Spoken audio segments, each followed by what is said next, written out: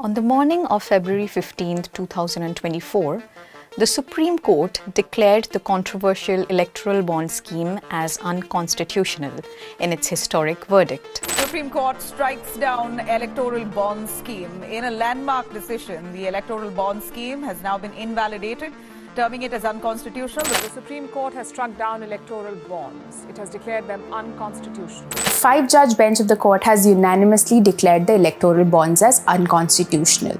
The scheme, which was introduced by the Bharatiya Janata Party-led union government in 2017, now stands invalid and has been in the news ever since.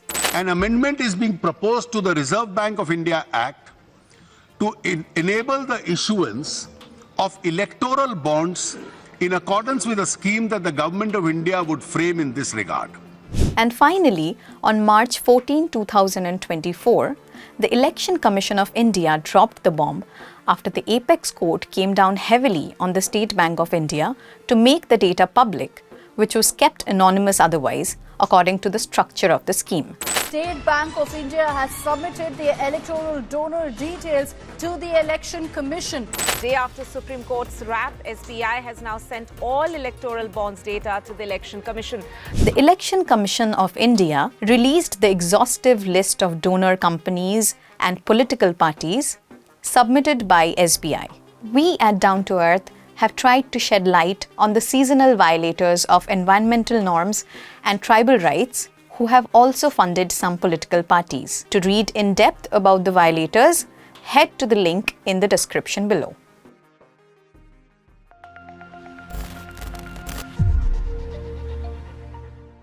But first, let us understand what are these electoral bonds. You see, electoral bonds are interest-free bearer bonds or money instruments like promissory notes that can be purchased by companies and individuals in India from authorized branches of the State Bank of India.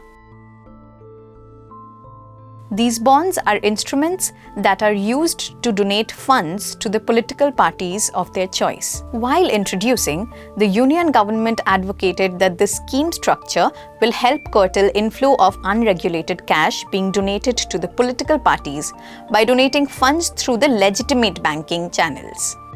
However, in reality, this did not change the fate of funding the political parties. This is because earlier, Section 13A of the Income Tax Act said that the political parties must maintain a record of contributions made above Rs 20,000. But after the amendment of the Finance Act of 2017, these electoral bonds do not carry the name of the buyer or payee, allowing any individual or group or companies to transfer funds to any political parties of their choice in the name of donations. This keeps the donor and the receiver in complete anonymity, while the voters are kept in the dark and deprived of their right to information. Such unconstitutional practices also lead to backdoor lobbying by certain vested interests, individuals, groups, companies, etc. For example, the Vedanta Group purchased the bonds worth Rs 400 crore. A subsidiary of the Vedanta Group operates an aluminium refinery at Lanjigarh in Odisha at the base of Niyamgiri Hills, which has been known to pollute the surrounding air and water bodies and cause mysterious illnesses such as skin diseases and rashes among the residents. Another is the Utkal Alumina International Limited, which has donated Rs 145 crore through the electoral bonds, also met with massive protests from villagers in Odisha in 2004. The company was also accused of polluting the Indravati River basin, which serves as the lifeline for the Indravati Tiger Reserve because of the expansion of one of the company's refineries. The renowned Jindal Group also donated Rs 153 crore via electoral bonds. The company was fined by the National Green Tribunal a whopping Rs 160 crore in 2020 for polluting Chhattisgarh's Raigad district. And again, in 2021, the NGT ordered Jindal Steel to pay Rs 2 crore for destroying Odisha Nala. Topping the donors list, Megha Engineering and Infrastructure Limited paid a huge amount in electoral bonds. This was the same engineering firm which allegedly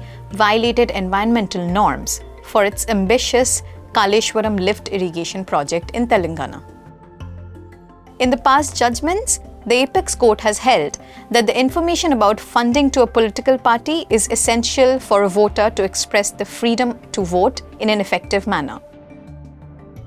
Moreover, this historic judgment has also unearthed how these violators are escaping the government's environmental impact assessment, further stressing the already poor state of India's environment.